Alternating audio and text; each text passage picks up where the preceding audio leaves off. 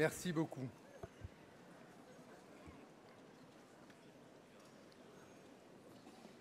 Vous qui vivez en toute quiétude, bien au chaud dans vos maisons, vous qui trouvez le soir en rentrant la table mise et des visages amis, considérez si c'est un homme que celui qui peine dans la boue, qui ne connaît pas de repos, qui se bat pour un quignon de pain, qui meurt pour un oui ou pour un non. Considérez si c'est une femme que celle qui a perdu son nom et ses cheveux, et jusqu'à la force de se souvenir, les yeux vides et le sein froid comme une grenouille en hiver. N'oubliez pas que cela fut, non, ne l'oubliez pas. Gravez ces mots dans votre cœur, pensez-y chez vous, dans la rue, en vous couchant, en vous levant, répétez-les à vos enfants. Ou que votre maison s'écroule, que la maladie vous accable, que vos enfants se détournent de vous.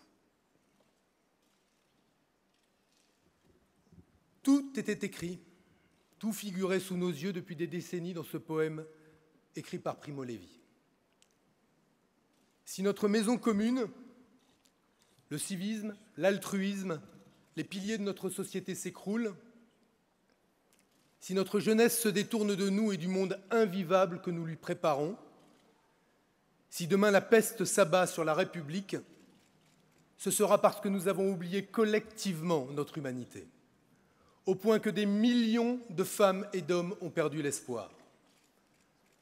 Je choisis délibérément de parler au futur et pas au présent, car je le désire comme vous, de contrarier les fléaux qui s'annoncent et de percer le ciel noir au-dessus de nos têtes, de la lumière de notre confiance invincible en l'humanité et de l'intensité de nos valeurs fraternelles.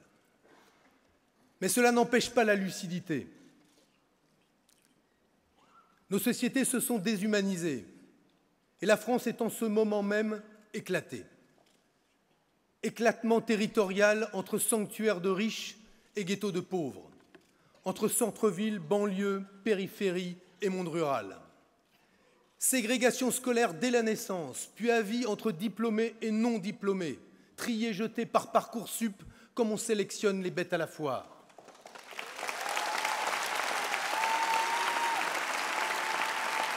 Apartheid social entre les plus riches, les travailleurs précaires qui ont peur du déclassement et ceux qui ont déjà décroché socialement. Et chaque jour, la vague montante de l'homophobie, du racisme, de l'antisémitisme, de la haine des musulmans. Cette société éclatée ne peut produire que de la violence. Alors jusqu'à quel degré d'éclatement? Quel niveau de violence sociale, politique, verbale puis physique accepterons-nous de laisser dériver la France? La République doit retrouver de la dignité. La démocratie doit retrouver de la sérénité.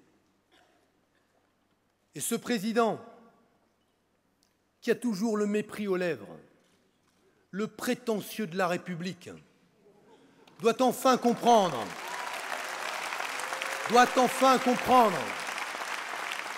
lui qui se trouve trop intelligent pour ce peuple, à qui il préfère donner de la communication et des leçons plutôt que de la justice, il doit comprendre. Ce n'est pas l'argent, ce n'est pas sa passion de l'argent, des winners, son culte de la compétition qui réenchantera la politique. Ce que les citoyens demandent n'a pas de prix, ne s'achète ni ne se vend. Cela s'appelle le respect.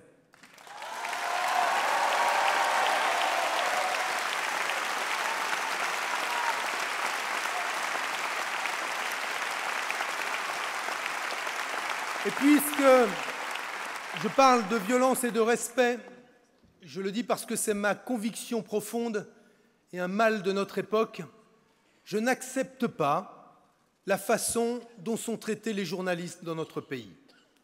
Les pressions des puissants d'une part,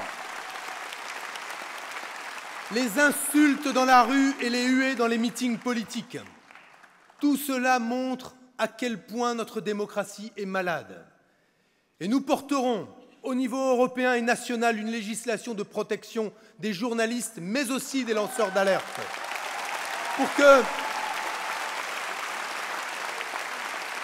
plus un seul d'entre eux ne subisse ou le poids des actionnaires ou ne soit physiquement menacé lorsqu'il fait simplement son travail.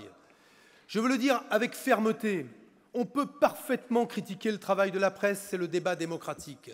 On a le droit de ne pas aimer un journaliste ou un papier, c'est possible. Mais j'avertis la classe politique qui souffre sur les braises. Ne touchez pas aux journalistes au nom du fait qu'ils sont journalistes. Laissez-leur faire librement leur travail d'information. Car leur liberté, c'est la nôtre.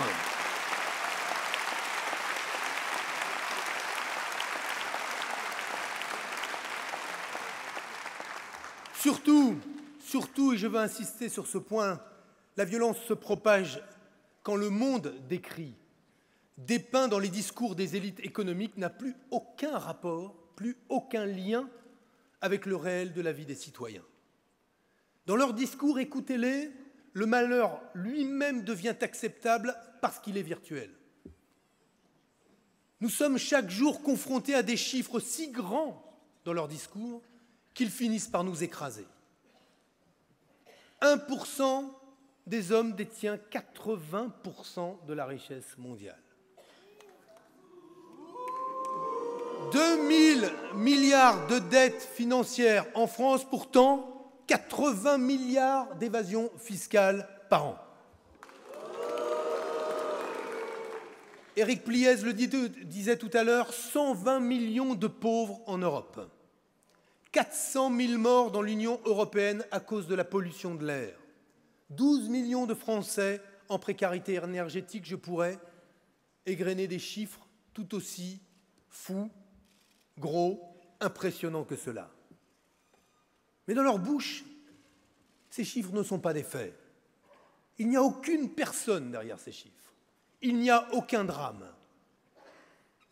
Ils ne sont pas réels, et d'ailleurs ce sont désormais des chaînes qui nous entravent, des murs qui nous enferment, et nous donnent à penser que nous n'avons plus aucune prise sur notre propre réalité, ni sur notre destin individuel ou collectif. Alors à quoi sert la politique si ce sont les chiffres qui gouvernent, se demandent à juste titre des millions de nos concitoyens en France et en Europe. Et pour cause, lorsque Galilée mathématisa le monde à la Renaissance, il pensait quoi ? Donner des outils à l'humanité pour comprendre ce monde et maîtriser sa vie. Aujourd'hui, c'est exactement l'inverse qui se produit. Les sachants, les experts, ceux qui devraient donner des clés de compréhension aux citoyens, les lui confisquent pour lui confisquer quoi ? Ce qu'il y a de plus précieux, le pouvoir démocratique. La technostructure, en France et en Europe, alliée aux grands intérêts économiques, dans une même caste de nouveaux oligarques, ce que Jamie Galbraith appelait l'État prédateur. Ceux-là ont décidé de voler le savoir pour capter quoi ? Le pouvoir qui devrait revenir aux citoyens. Prométhée avait volé le feu aux hommes pour le feu aux dieux pour le donner aux hommes. Jupiter, lui, est le symbole de cette petite énarchie qui ne travaille que pour une toute petite élite désormais. Alors, quel est le contraire de la connaissance ? Quel est le contraire de la connaissance ? Ce n'est pas l'ignorance, c'est la certitude. La certitude de tous ces gens sérieux qui nous expliquent tranquillement, doctement, que 3% de déficit public sont plus dangereux pour nos existences que 2 degrés supplémentaires pour la planète.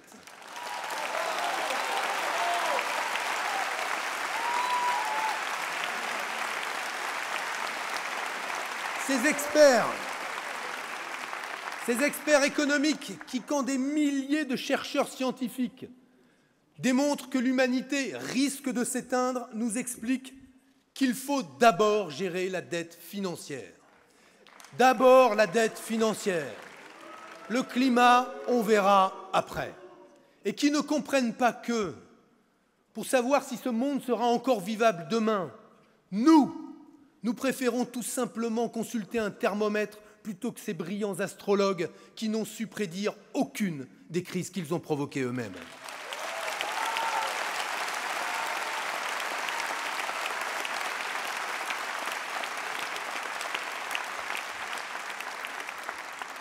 Et c'est la raison pour laquelle, sans discussion possible et sans attendre, l'Europe doit décréter l'exception climatique pour tous les investissements publics consacrés à la transition écologique.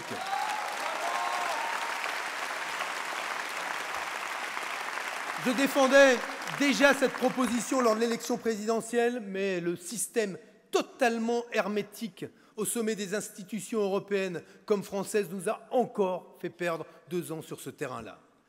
Ce système, c'est le système technicien dont parlait Jacques Ellul il y a déjà 40 ans. Un système sans autre perspective que sa propre croissance. Produire plus, consommer plus, détruire plus.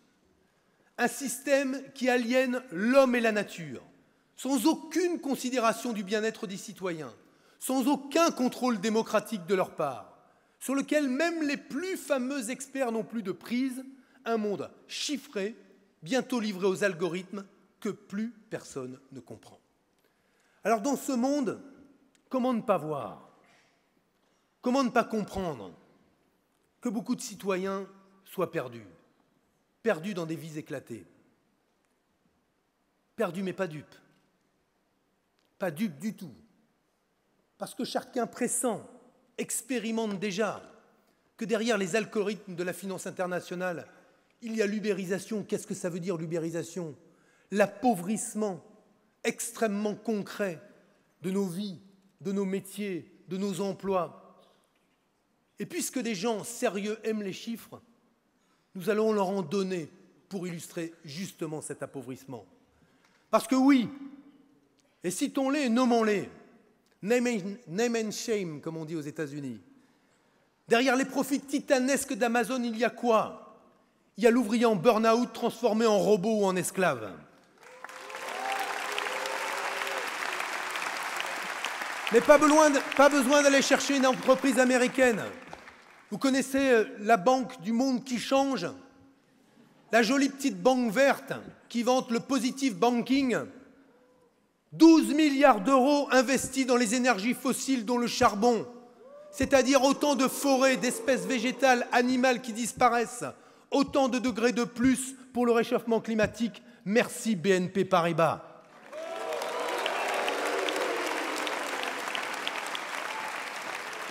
Et si vous voulez redistribuer la richesse, il y a une petite idée parmi beaucoup à M. Macron, pour M. Macron, si tant est qu'il ait encore les oreilles que ne lui ont pas encore apporté la maternité Leblanc. Mais on va essayer quand même. Une petite idée. Ce que nous nous proposons, c'est simple. Ou interdisez aux banques françaises d'investir dans les énergies fossiles, ou taxez 100% des gains des intérêts qu'elles perçoivent en contrepartie de ces investissements. Et vous verrez que ça changera. Faites-le.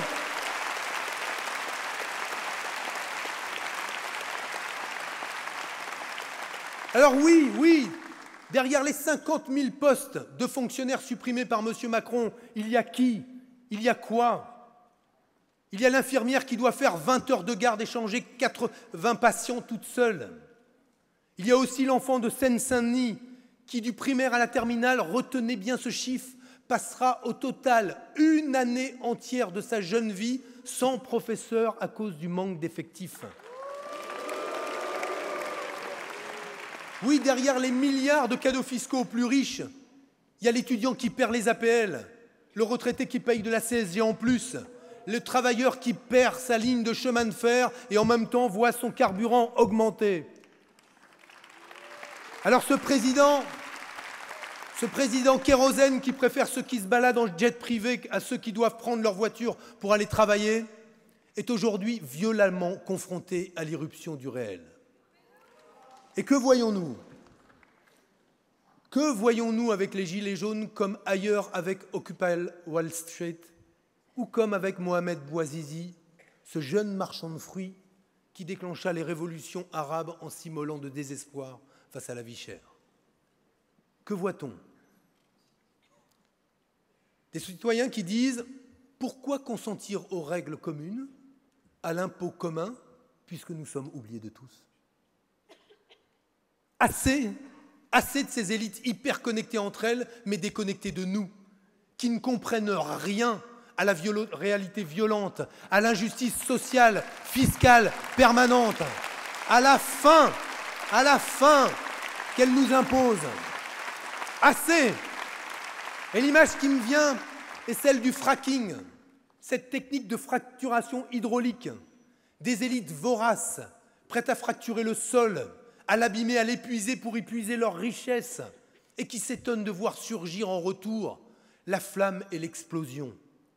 Oui, comme l'a dit Yanis Varoufakis tout à l'heure, comme l'a dit avant lui Jamie Galbraith, ce qui se passe aujourd'hui dans nos rues, c'est que s'y retrouvent, avec toutes sortes de mots d'ordre, les enfants de l'austérité, les enfants du néolibéralisme, les enfants d'un monde dans lequel on casse les services publics, on casse le droit du travail, on exige de ceux qui peuvent le moins des sacrifices supplémentaires. Et je vais vous le dire, cette colère ne nous est pas étrangère, et je le dis aux Français, nous ne sommes pas à côté d'elle. Cette colère, nous l'exprimions déjà hier, nous l'exprimons encore aujourd'hui, dans nos diagnostics sans concession, dans notre exigence systématique de vérité, dans la radicalité des solutions que nous mettons en débat. Colère contre ce gouvernement qui fait passer les pauvres pour des feignants. Colère contre ce gouvernement qui fait passer les travailleurs pour des charges. Colère contre ce gouvernement qui fait passer les services publics pour des coûts et les Français pour des réfractaires au changement. Oui, nous sommes en colère, et depuis longtemps.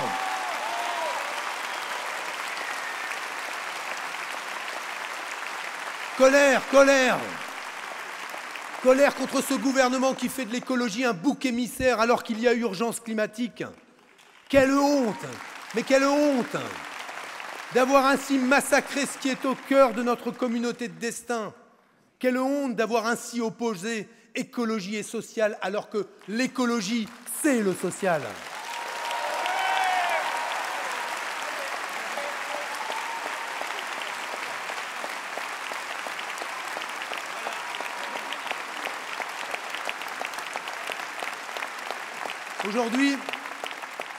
Aujourd'hui, en France, c'est le mépris qui est au pouvoir. Et je voudrais vous partager une lecture que j'ai faite hier d'un auteur que j'aimais beaucoup et dont j'ai lu La Tribune hier, un texte magnifique d'Édouard Louis. Et il dit aux gens bien nés qui réduisent le mouvement des Gilets jaunes à une horde raciste et homophobe, et il y a des racistes et des homophobes aussi dans ce mouvement, mais on ne peut pas le réduire à cela. Le peuple est dans la rue et il ne peut pas être réduit à cela. Et il disait, chaque fois que vous insultez un gilet jaune, vous insultez mon père. Et oui, je vais vous dire ce que j'ai ressenti en lisant ce texte. Parce que c'est parfois d'autres qui mettent des mots sur ce que vous ressentez. Oui, ces corps, ces voix qui n'étaient jusqu'ici que des ombres, font irruption dans l'espace public. Dans l'arène politique, au corps défendant de qui? De ceux qui monopolisaient la scène et la parole jusqu'ici. Et moi, je vais vous dire, j'ai vu et j'ai entendu le monde d'où je viens. J'ai vu et j'ai entendu le monde d'où je viens. Des femmes et des hommes au visage familier, des pudiques, des taiseux, des laborieux, qui aujourd'hui s'arrachent à la routine pénible de leur vie pour secouer quoi? Le joug de l'injustice. Le joug de l'injustice. Alors, parfois, c'est vrai, et notre responsabilité est de le dire, ils se trompent et de colère et de cible. La violence abîme leur mouvement et je la condamne sans réserve. Mais, et j'assume ce mais, je mets en garde ceux qui voudraient dissoudre le peuple parce qu'il ne leur plaît pas. L'idée que je me fais de la responsabilité de l'État, c'est de regarder en face ce mouvement, de comprendre, d'écouter, de dire ce que nous croyons juste et de répondre avec du respect et non avec des grenades assourdissantes à un mouvement social soutenu massivement par les Français.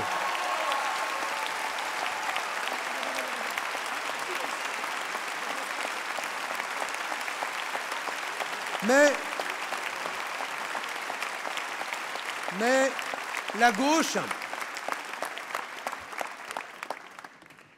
et nous ne serions pas à Génération si je ne complétais pas ce que je viens de dire par ce qui va suivre. Mais la gauche doit aussi s'interroger sur ce que cette explosion de colère dit d'elle. De son vide, de son incapacité à incarner des mots d'ordre qui devraient être les nôtres. Rétablissement de l'impôt sur la fortune, meilleures conditions de vie, baisse des inégalités. Pourquoi tant de citoyens si nombreux ont-ils choisi de mener ce combat en dehors de la gauche? Sans elle, parfois contre elle. Parce que la gauche, elle aussi, a renoncé au réel après avoir renoncé à l'idéal.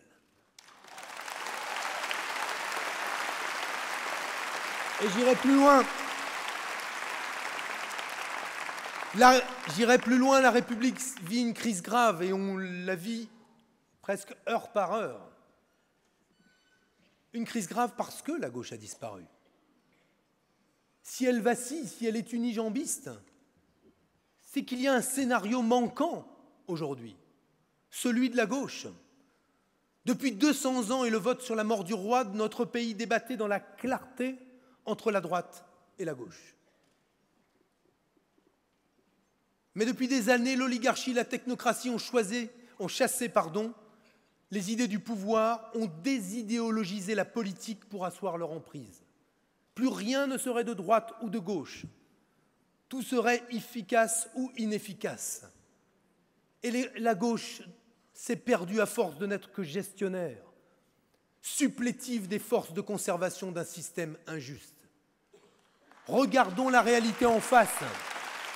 Elle a préféré pour le pays la petite gestion à une grande ambition. Quelle défaite idéologique! Quelle défaite idéologique!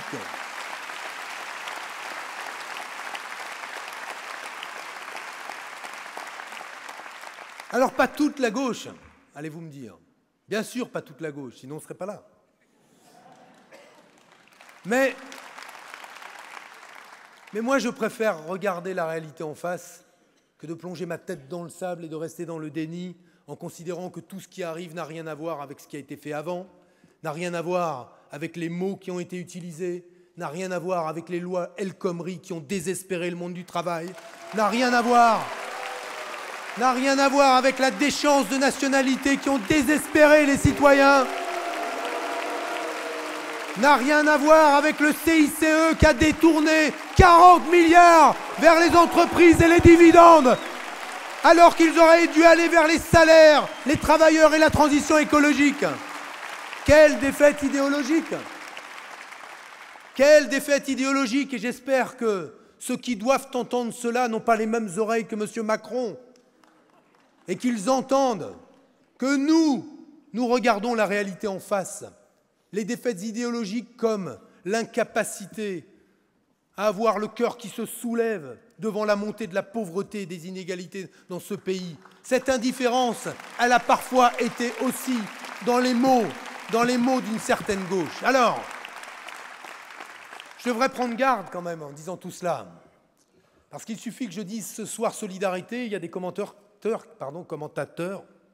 qui vont dire discours de Hamon ancré à gauche.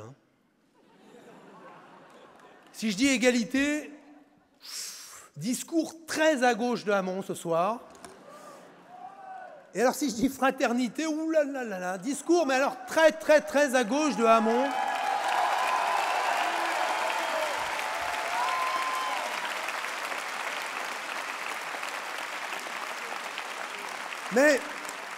Et c'est le sens de notre mobilisation depuis des mois, des années. C'est le sens du combat que nous menons dans le printemps européen avec d'autres citoyens de gauche européens comme en France, pas seulement à Génération, dans l'alliance citoyenne que nous nous proposons de construire. Nous disons qu'il va falloir s'habituer à ce que nos mots reviennent dans le débat public. Et si ils ne s'y habituent pas, répétons-les inlassablement, car ce sont les nôtres, nous les chérissons, nous les aimons, nous les portons haut, tous ces mots incroyablement absents du vocabulaire du président de la République. Solidarité, fraternité, égalité, hospitalité, laïcité, redistribution, justice, justice fiscale et sociale, sécurité sociale, service public, respect de la fonction publique, congés payés, liberté syndicale, réduction du temps de travail, revenu universel d'existence. Portez-les, ces mots. Portez-les en bannière, en écharpe. Soyez-en fiers, imposez-les. Parce que vous imposerez avec ces mots l'idée du progrès. Et ne reculons plus, surtout pas maintenant. Surtout pas maintenant que des digues sont tombées. Ne reculons plus, ne cédons rien. Je voudrais vous livrer cette phrase extraite d'un livre bouleversant.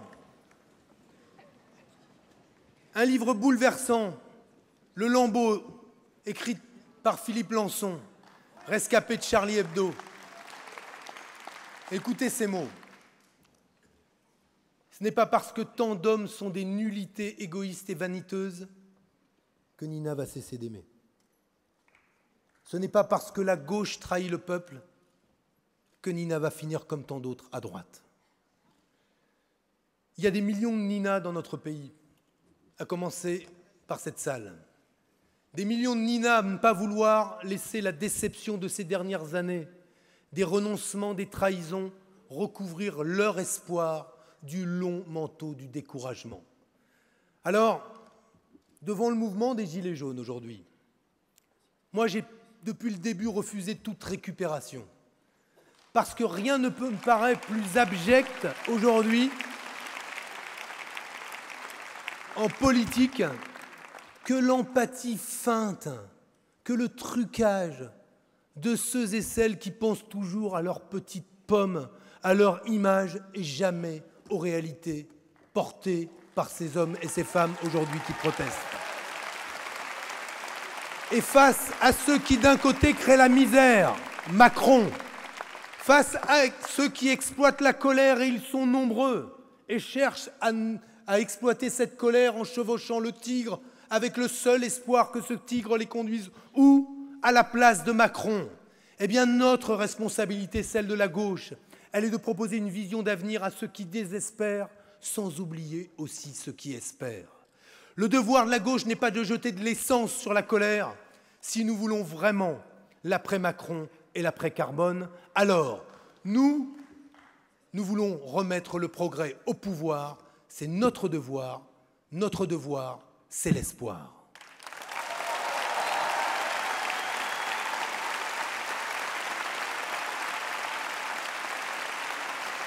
Dans ces temps troublés, il n'est qu'à voir la peur sur le visage de certains. Dans cette époque sans repère, où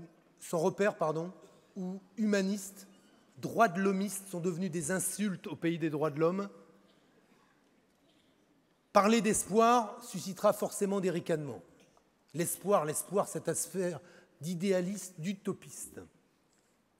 Mais l'espoir, je veux vous le dire, c'est une force irrésistible. C'est ce chant, à nul autre pareil, qui montait des champs, justement, de coton dans le sud esclavagiste de l'Amérique, pour traverser l'Atlantique et se retrouver dans les machines à tisser des canuts lyonnais insurgés. C'est cette voix qui dit non à l'apartheid à travers les barreaux de la cellule 46-664 de Robben Island, celle de Mandela pendant 26 ans. L'espoir, c'est aussi la voix du crieur de Ménilmontant qui vendait l'humanité dimanche en osant dire paix en Algérie. L'espoir, c'est la couleur éclatante d'œillet brandi pendant la Révolution au Portugal. Et celle tout aussi vive du chiffon rouge couleur de sang que tant de compagnons de colère ont chanté à son époux-monnaie. L'espoir, c'est cette clameur qui donne de la force aux faibles et qui intranquillise toujours ceux qui ne vivent que de l'oppression de l'homme par l'homme. L'espoir, celui que nous allons lever, c'est ce qui fonde notre commune humanité. Alors non, notre devoir, c'est surtout de ne pas le laisser disparaître, d'entretenir cette flamme dont parlait tout à l'heure Guillaume Balas, parce qu'aujourd'hui on en a besoin, non pas pour embraser la plaine, mais pour embraser le débat politique, pour illuminer le ciel, pour illuminer les têtes et ne pas les laisser s'obscurcir par toutes ces sales idées nauséabondes, cette guerre de tous contre tous qui aujourd'hui est en train de s'immiscer jusque dans le cœur et la tête de millions d'hommes et de femmes. Depuis des mois, je veux vous le dire, je sillonne notre pays à l'occasion du Génération Fraternité Tour. Et j'ai vu partout, justement, ces combattants de l'espoir. J'ai vu Cédric Héroux, dans sa ferme dans la Roya, avec des femmes, des hommes, des migrants, des Français. D'ailleurs, arrêtons de dire des migrants, des êtres humains unis en fraternité. J'ai vu, parmi tant d'autres visages, les sages-femmes et les parents de la maternité du Blanc, chassés par la gendarmerie, alors qu'ils demandaient tout simplement un service public de qualité, qu'ils payent les mêmes impôts qu'ici et qu'ils ont, eux, droit à 4 fois moins de services publics qu'ici. J'ai vu les incroyables militants d'Alternativa au Pays Basque, qui sont, comme ils disent, plus chauds que le climat. Et comme nous, ils se battent, ils inventent, ils expérimentent, ils proposent, ils espèrent. Ils sont debout, comme ceux qui y croient encore. Alors, ce soir, je veux leur adresser un message clair, mais aussi à toutes celles et ceux qui sont tentés de baisser les bras, ou ceux qui sont déjà résignés. Et ce message tient en quelques mots simples. L'espoir revient. Hope is back, ici et maintenant. L'espoir revient.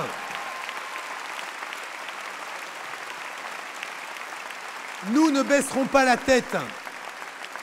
Nous ne baisserons pas la tête face au cynisme, au déclinisme, au nihilisme. Nous sommes là. Et je vous demande en particulier de faire entendre bruyamment toute votre fraternité, puisque j'ai commencé avec Primo Levi. Faire entendre bruyamment votre fraternité à Domenico Lugano, assigné à résidence par le fasciste Salvini, maire de Riace, qui, parce qu'il se battait pour accueillir dignement des migrants, est aujourd'hui assigné à résidence, donc emprisonné. Faisons entendre notre fraternité ici et notre espérance jusqu'au-delà des Alpes.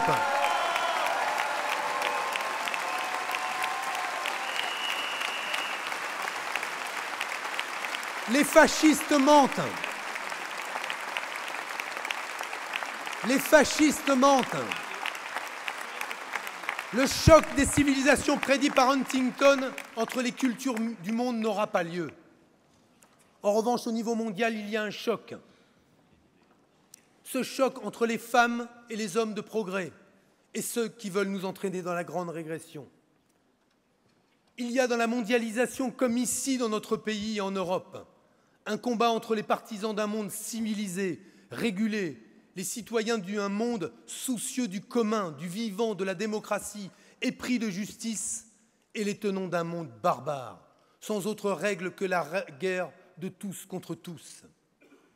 Ceux qui prônent l'humanisme face à ceux qui créent l'ensauvagement et le chaos. Ceux qui feront tout pour éviter l'effondrement écologique et ceux qui imaginent déjà comment en tirer des bénéfices. Il y a 100 ans déjà, capitalistes et nationalistes, main dans la main, jetaient l'Europe dans cette boucherie, cette guerre usinière dont parlait Blaise Cendrars, et jetaient nos arrière-grands-pères, dont les miens, dans l'horreur des tranchées. Eh bien, ils recommencent aujourd'hui.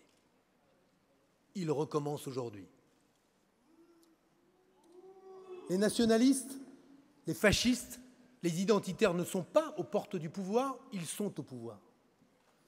Ils sont là, dans le Brésil de Bolsonaro, où on tue les homosexuels et les transsexuels. Dans l'Italie de Salvini, c'est le couvre-feu ethnique pour les magasins tenus par les étrangers. En Allemagne, on organise des chasses aux migrants. En Hongrie, Orban traque les Roms. En France, Zemmour et Ramadan s'envoient des SMS chaleureux pendant qu'ils jouent la sinistre comédie sur tous les plateaux de télévision de la guerre identitaire qui amènera Le Pen au pouvoir. C'est l'internationale des carbo-fascistes, avec leur virilisme autoritaire ridicule. Ces gens qui détestent autant les libertés qu'ils combattent la transition écologique et les droits des travailleurs. Ce sont les escrocs du Brexit qui, après avoir jeté leur peuple dans l'impasse, délocalisent aujourd'hui leur colossale fortune dans des paradis fiscaux, bien sûr. Les populistes millionnaires, comme Trump ou Le Pen, qui n'ont que le mot « peuple » aux lèvres, mais qui le méprisent comme le méprisaient déjà les sophistes, ces démagogues prêts à tous les mensonges pour vous soutirer ou votre voix ou votre argent et que ridiculisaient déjà Platon ou Socrate. Dans cette situation historique dangereuse, à la fois point de bascule pour le climat et point de bascule démocratique, nous ne pourrons pas compter sur les libéraux. Nous ne pourrons pas compter sur eux dans le combat contre les populistes d'extrême droite. Nous ne pourrons pas compter sur eux, sinon, contrairement à ce qu'il prétend, Emmanuel Macron n'aurait pas fait la politique de Salvini vis-à-vis de l'Aquarius et des migrants.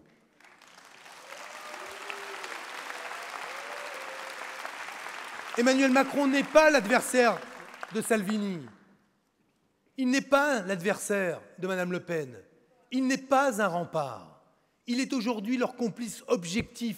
Il s'est montré indigne du mandat des Français au second tour de l'élection présidentielle, en traitant l'Aquarius comme Salvini et en faisant adopter la loi immigration-travail qu'ont voté les députés du Front National. Qui nous aurait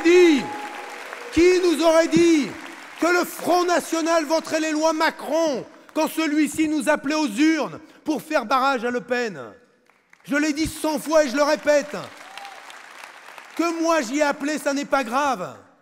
Mais que ceux qui sont dans la rue aujourd'hui, qui savaient qu'ils allaient payer plein pot à l'hôpital, plein pot au droit du travail, plein pot pour leurs impôts, ont voté pour éviter Le Pen et ils ont eu quoi? Et Macron et Le Pen. Et Macron et Le Pen.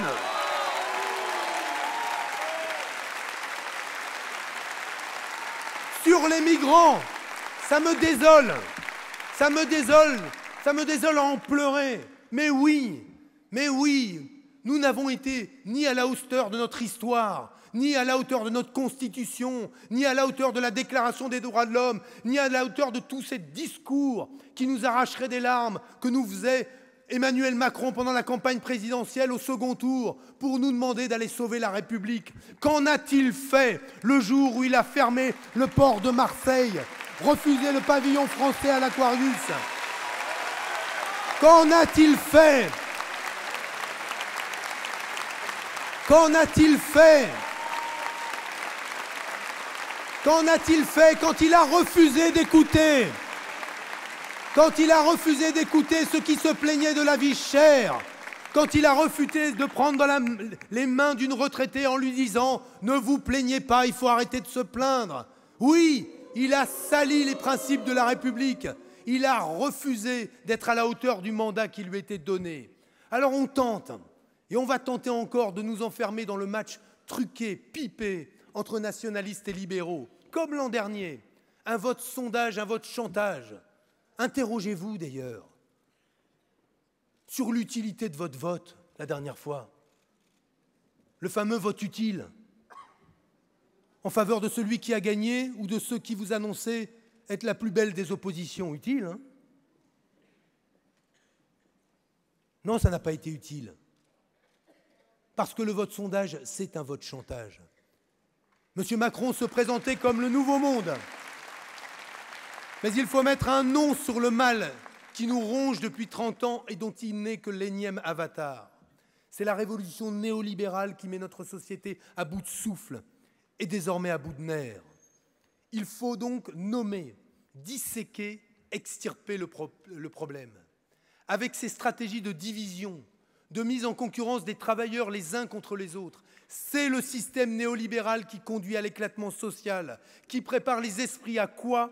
Aux régimes autoritaires, avec son management qui opprime, qui déprime, qui finit par susciter le burn-out généralisé, la haine du voisin étranger ou qui jette les salariés contre les soi-disant assistés.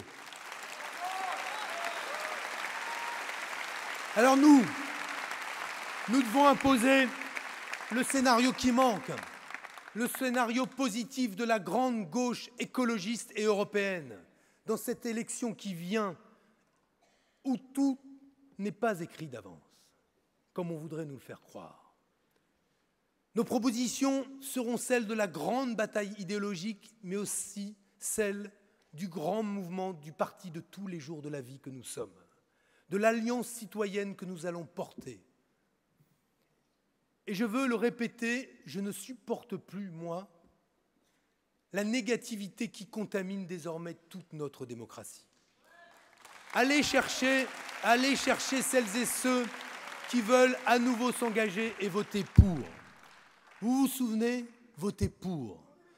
Et cette fois-ci, nous voterons pour quoi? Pour un Green New Deal, un New Deal vert, constitué d'un plan massif d'investissement pour la transition écologique. Pour un New Deal social, avec la mise en place d'un revenu universel européen financé par la BCE, parce que le nombre d'heures travaillées est en diminution sur notre continent, et pour un salaire minimum européen. Pour un New Deal fiscal fondé sur la justice, la lutte sans merci contre la délinquance et l'évasion fiscale, la contribution des GAFAF pour financer la transition écologique, une taxe ambitieuse sur les transactions financières et un impôt commun sur les sociétés. Pour une agence européenne qui identifie et interdise les perturbateurs endocriniens présents dans notre alimentation et les produits de consommation. Pour un programme européen pour l'enfance, car la mortalité infantile augmente en Europe. Pour le congé parental partout en Europe, aujourd'hui voté par le Parlement européen, mais bloqué par qui ? Par le gouvernement français. Pour inscrire le droit à l'IVG dans le marbre des traités et en faire une condition d'adhésion à l'Europe, comme c'est le cas pour l'abolition de la peine de mort. Pour une politique d'accueil des exilés et des réfugiés et la fin des accords de Dublin.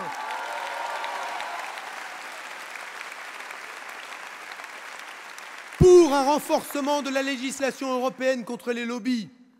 Voilà ce que nous voulons. Et pour cela,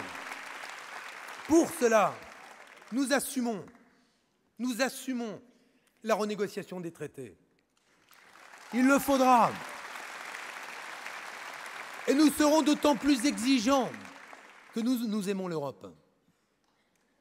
Nous ne disons pas qu'il faut renégocier les traités pour nous en servir de prétexte pour quitter l'Europe. Nous disons qu'il faut renégocier les traités pour faire l'Europe, et l'Europe démocratique. Alors oui, nous aimons l'Europe. Oui, nous l'aimons. Et je sais que c'est une phrase que nous ne sommes plus nombreux à oser prononcer. Et nous la prononçons avec passion, que nous aimons l'Europe. Cette Europe si souvent réduite à une idée abstraite et technocratique, elle est pour nous notre monde sensible, notre histoire. C'est le sourire de la Joconde, la démarche fragile et hésitante des fantômes en pyjama rayés sortant d'Auschwitz, mais aussi les mains de Kohl et de Mitterrand enlacées pour la paix. C'est aussi encore l'archer de Rostropovitch au pied du mur de Berlin ou le pinceau de Picasso immortalisant les martyrs de Guernica. Voilà ce qu'est l'Europe. L'Europe, c'est la plus incroyable union pacifique et démocratique de peuples, de langues, de religions, de cultures, jamais inventée dans l'histoire. Et il faudrait jeter cela parce que les libéraux l'ont perverti. Il faudrait jeter l'Europe parce que les fans de la compétition entre individus ont créé quoi? La compétition entre nations. Mais nous disons coopération plutôt que compétition entre individus ou compétition entre nations. Coopération, quel magnifique mot, celui-là. Coopération entre les peuples, coopération démocratique, coopération consentie. Mais c'est aussi dans cette époque de confrontation entre États-continents que nous avons besoin de l'Europe. Qui ne voit pas l'Inde, le Brésil, la Chine, la Russie, les États-Unis, que seule l'Europe est capable de s'affronter aux défis posés par ces continents États, que la seule échelle pour être une puissance de progrès dans le siècle à venir, c'est l'Europe. Que peut faire, honnêtement, que peut faire?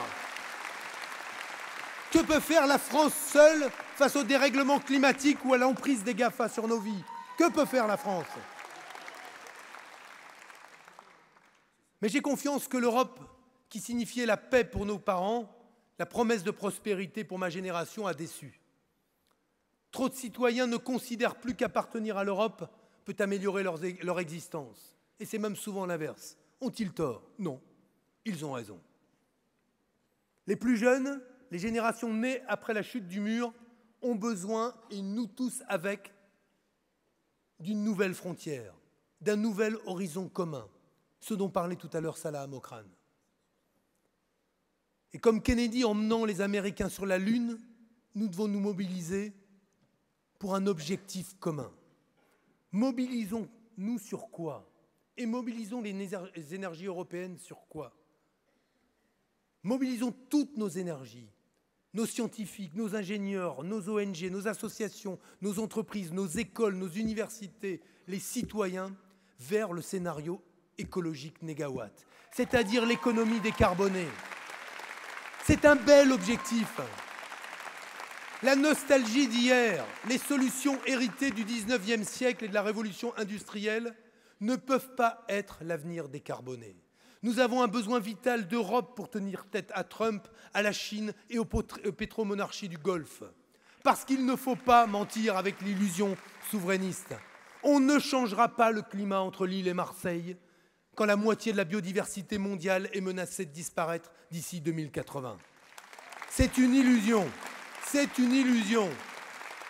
L'écologie, une écologie profondément sociale en rupture avec la folie libérale, une écologie qui redonne du sens au progrès, qui remet la science au service de l'humain selon le grand projet des Lumières. Voilà la nouvelle frontière européenne vers laquelle on doit mobiliser les citoyens de notre pays et de toute l'Europe. Voilà la grande idée que doit porter la France en Europe. Voilà le combat de la gauche écologiste ici pour faire à nouveau de notre pays un pays pionnier. Notre monde, et plus particulièrement notre continent et notre pays même, n'ont jamais compté tant de richesses, tant de savoir, tant de techniques, tant de penseurs, tant d'énergie, tout simplement tant d'êtres humains qui peuvent nous permettre de nous en sortir si nous préférons la fraternité à l'égoïsme. Si le progrès social abat la domination des puissances d'argent. Parce que tout l'argent du monde ne nous achètera pas une autre planète où vivre, n'arrêtera pas les émeutes climatiques à venir, ni les conflits que le capitalisme fou porte comme la nuée porte l'orage. Voilà la réalité. Les prophètes de malheur, les marchands de colère vous disent « c'est fini, tout est perdu, tout s'effondre, chacun pour soi, pliez les Gaules, planquez-vous ». La haine pour l'autre et le marché pour tous. Nous vous disons, moi je vous dis, tout est possible si, à commencer par ici, chacun s'engage, si tous s'unissent autour de ce grand projet de société. Si l'on vous demande comment il s'appelle ce grand projet, répondez, c'est simple. C'est très simple. C'est la société du partage. Nous, Nous, la gauche écologiste européenne, nous sommes les partageux. Partage des richesses, partage de l'identité et des cultures, partage de l'écologie, partage des savoirs, partage démocratique du pouvoir. Voilà comment nous partagerons à nouveau un futur désirable. Le partage de Pierre Mendès France, de Michel Rocard, mais aussi de Martine Aubry ou Henri Emmanuelli, de mon éducation politique comme de celle que m'ont donnée mes parents, moi j'ai appris une valeur, celle de la vérité. Alors je ne veux rien vous cacher ce soir. Le combat sera indiscutablement difficile. Ad Augusta per Angusta. En latin, vers les sommets par des chemins escarpés. Mais je veux vous dire mon autre conviction.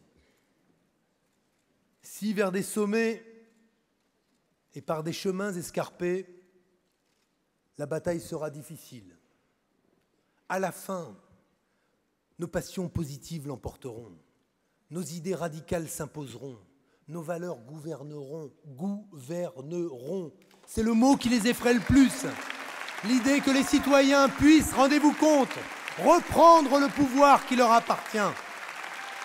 Alors aujourd'hui, devant vous, avec vous, par vous, je m'engage une nouvelle fois, totalement, comme à chaque fois, en première ligne, car l'engagement pour la justice ne connaît pas de repos. C'est celui d'une vie. Je m'engage parce que je prends l'Europe, la démocratie et l'écologie au sérieux. Je m'engage avec l'Alliance citoyenne qui nous rejoint, nous enveloppe et nous porte déjà. Je m'engage parce que je veux l'unité de la gauche et de l'écologie politique dont je reste et resterai toujours le premier avocat et le premier artisan.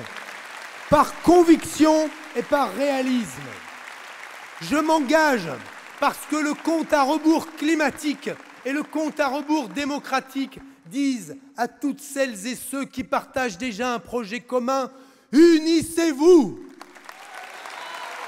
pour la gauche, pour l'écologie, unissez-vous pour le pays, pour la France, unissez-vous pour l'Europe, pour la planète, unissez-vous. Voilà ce que nous commençons ici, avec Yanis Varoufakis, avec le Printemps européen, avec Sarah, Salah, Aurore, Guillaume, Isabelle, Édouard, Éric et tous les autres. Avec vous, nous le disons sans cesse, mes chers amis, nous le disons sans cesse, nous ne croyons pas en l'homme providentiel. Et on a payé pour voir. Hein. Et on a payé pour voir. Nous ne croyons pas en l'homme providentiel, car les derniers occupants de l'Élysée peuvent en témoigner. Les victoires d'hommes providentiels finissent toujours en désastre présidentiel. Comme le véritable engagement écologique suppose la rupture avec le modèle libéral, le véritable engagement démocratique implique aussi une rupture. La rupture avec les vieux appareils et surtout avec les institutions mortifères et étouffantes de 1958. Nous continuons à croire en l'intelligence collective, dans le souffle inspirant et irrésistible de l'intelligence citoyenne. C'est pourquoi nous avons ouvert nos listes si largement. C'est pourquoi nous participons au Printemps européen aux côtés de nombreux mouvements citoyens politiques de toute l'Europe. C'est pourquoi, lorsqu'un jour prochain nous gouvernerons, notre premier acte sera donner la parole aux Français par référendum pour démocratiser radicalement ce qui deviendra la 6e République.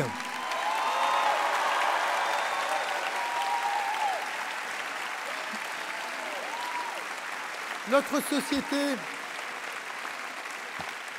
société sera une société du faire avec, du faire ensemble, de la coopération plutôt que de la concurrence sauvage, une démocratie de tous les visages et non d'un seul.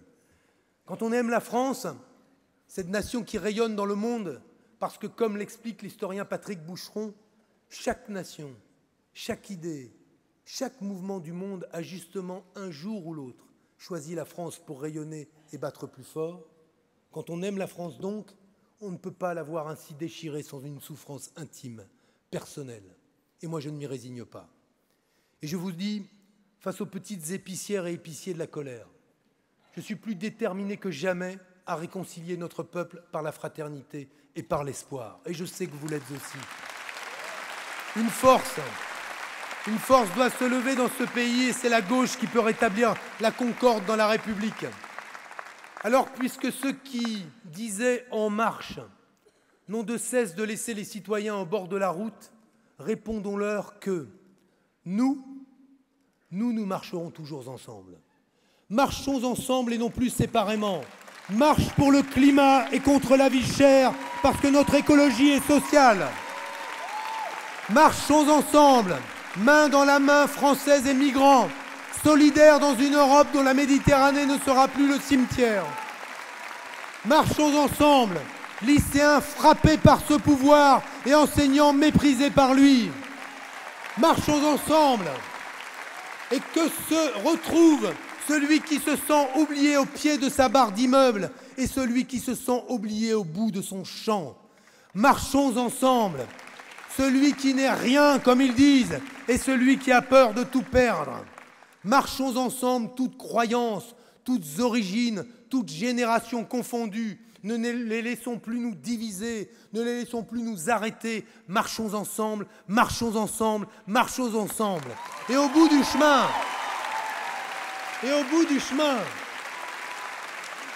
il y aura évidemment l'avenir, le progrès et surtout cette paix qui nous échappe, cette paix qui peut-être est en train de nous échapper, mais que nous voulons retrouver, celle entre tous les Français. Alors, en m'approchant de la fin de ce propos, je vais vous faire une confidence personnelle. Non. J'ai commencé, certains le savent, jeune militant, chez moi, dans ce Finistère,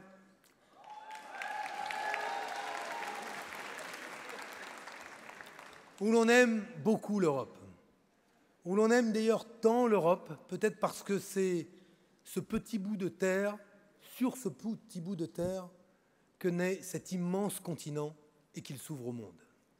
Et depuis cette époque où déjà le néolibéralisme ravageait les vies que tant ont données, à l'Arsenal, à Recouvrance, à Pont-à-Nézen pour les Brestois, où déjà nous devions affronter la violence de l'extrême droite, faisant le coup de poing jusque dans la rue Jean Jaurès, ce qui nous laissait des souvenirs, il m'en laisse encore. Depuis cette époque, donc, ma lecture de la politique et du monde ont changé. Certains font de la politique pour la gloire et il a pu m'arriver de ne pas échapper à cette griserie. D'autres se passionnent pour la politique des grandes idées et ça, c'est un goût que je partage avec eux. D'autres sont encore obsédés par le pouvoir, et nous n'y voyons qu'un outil pour la société. Eh bien, je dois vous dire, si l'âpreté du combat ne m'effraie jamais, si au contraire, vous me trouverez toujours en première ligne, c'est que je ne pense désormais qu'à mes filles. Aux miennes, et à ce petit garçon, à cette petite fille, qui sont nées depuis le début de ce discours, dans ce monde si difficile, dans cette France qui désespère ou sur un bateau cherchant les rives de l'Europe dans la nuit.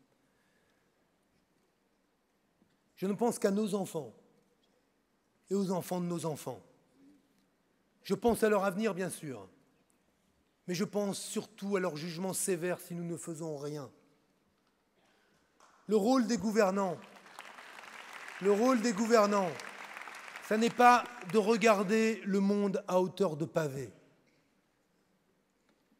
ni de le mépriser de leur hauteur soi-disant jupitérienne. Le rôle des gouvernants, c'est de regarder le monde à hauteur d'homme, à échelle humaine, comme l'écrivait Léon Blum, dont la statue nous veille si près d'ici. Alors mes chers amis, à l'échelle humaine, voilà notre échelle pour changer le monde. Vive la gauche écologiste européenne, vive l'Europe, vive la France, vive la République et vive l'espoir.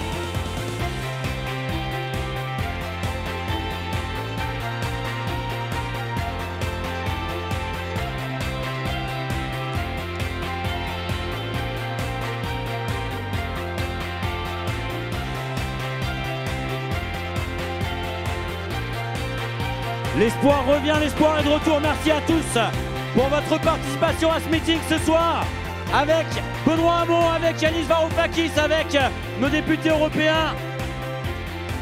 N'hésitez pas à venir boire un verre dans le hall de ce cirque d'hiver. L'espoir revient, à nous d'entretenir la flamme. Il y a des tracts à récupérer pour celles et ceux qui veulent retourner les distribuer. Pour celles et ceux qui veulent maintenant s'engager dans ce combat pour que l'espoir non seulement revienne, mais l'espoir perdure et l'espoir prenne de l'ampleur. N'hésitez pas non plus à adhérer à Génération pour celles et ceux qui ne seraient pas encore adhérents. Et n'hésitez pas non plus à contribuer à cette belle campagne européenne qui s'annonce, à contribuer parce que cette campagne, évidemment, il va falloir la construire de façon ambitieuse. Donc vous pouvez faire des dons. N'hésitez pas à l'entrée dans le hall, à venir vous rapprocher des tables. L'espoir revient, l'espoir est de retour, l'espoir va perdurer, l'espoir on va le faire vivre.